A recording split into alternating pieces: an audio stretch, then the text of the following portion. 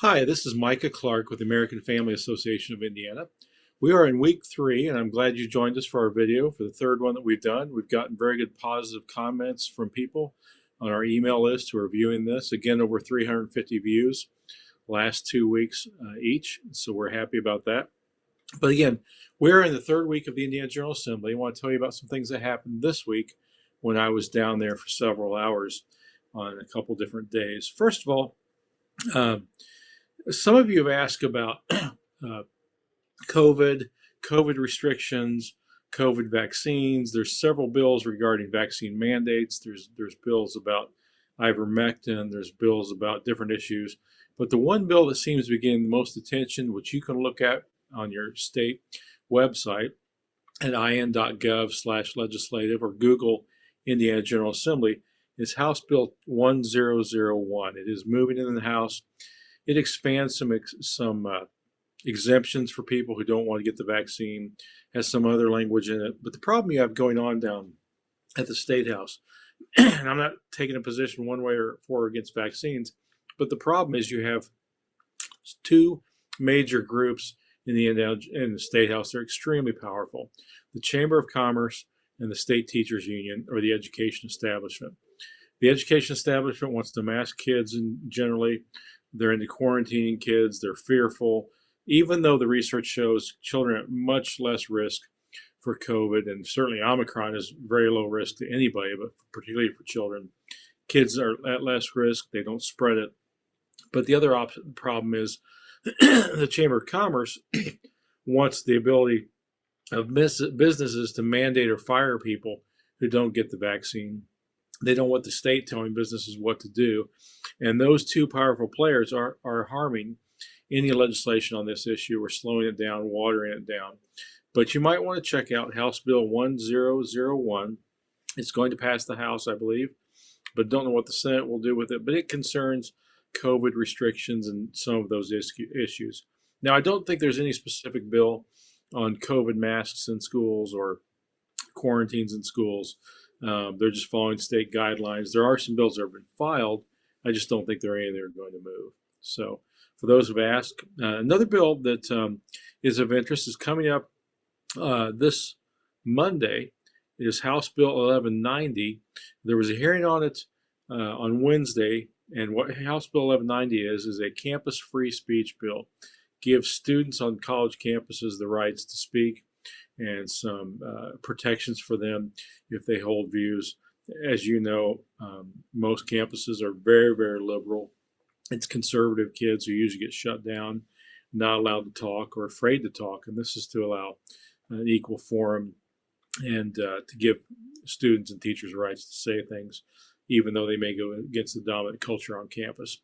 But that's House Bill 1190. It was heard, very low opposition testimony to it. The universities were kind of neutral. Some of them weren't real thrilled about it, but they weren't going to oppose it. And then several students talked about how they had been shut down from pro-life clubs or conservative clubs or political clubs and not allowed to speak. So the hearing went very well, and I think they're going to vote on Monday, send it to the whole full House floor. Also on Monday is going to be a really big issue. The national media may pick this up. I've had several phone calls, even one today, from the media about House Bill 1041. House Bill 1041 is a very simple bill, but it's a very controversial bill, not to you and me. To you and me, this is common sense. House Bill 1041 simply says that biological males cannot compete in girls' sports, nor should they.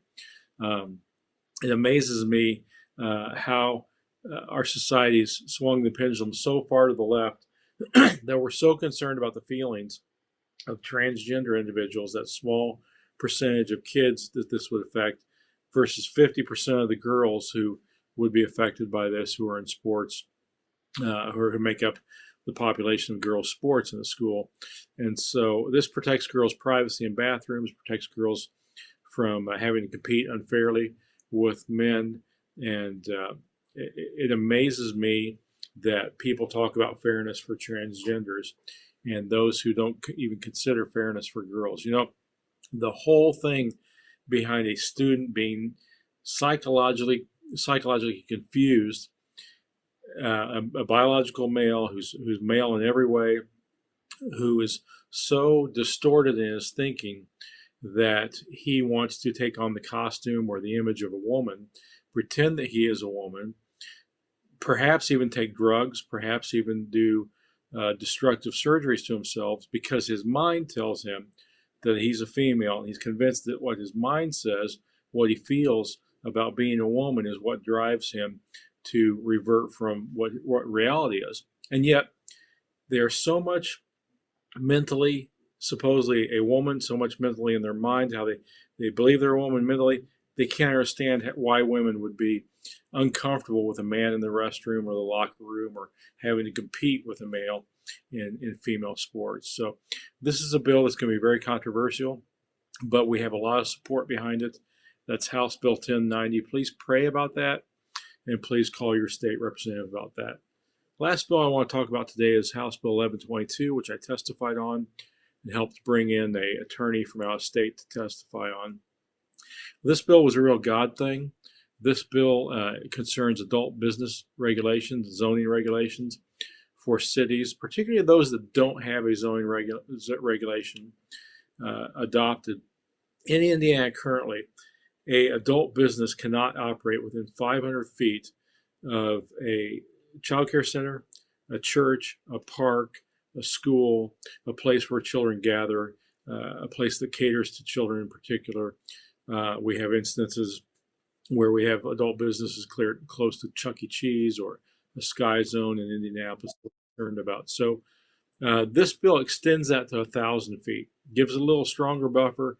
Many states have done that. The Supreme Court has upheld that. It's going back to 1976 in the Young case, involved a 1,000-foot buffer zone to protect children from the harmful secondary effects of adult businesses and to keep those places away from churches, schools, residential areas, things like that. So there's a 500-foot buffer now. This bill will extend that to 1,000 feet.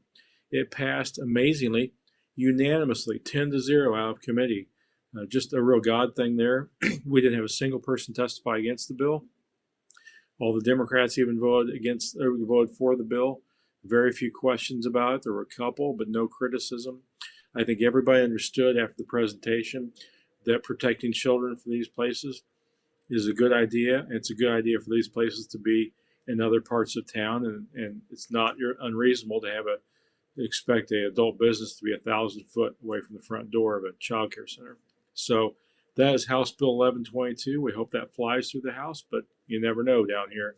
It's kind of crazy. So even the most common sense things sometimes are difficult to pass in the Indiana General Assembly. So, well, it's Friday afternoon. We're out a little bit later, getting this out to you in email. I appreciate the comments. Someone asked about closed captioning. There should be a closed caption button on YouTube. Try that. Click on that, see if that works. But thank you for joining me today. Again, if you want to learn more about us, go to afain.net. You can sign up for our email there. And the Indiana General Assembly website to track any of these bills, 1122, 10001, or 1001, 1041, or 1190, go to www.in.gov/legislative, and that will take you to the Indiana General Assembly, and you can contact your legislator from there. Again, I'm Micah Clark with American Family Association of Indiana, and I thank you for joining us today.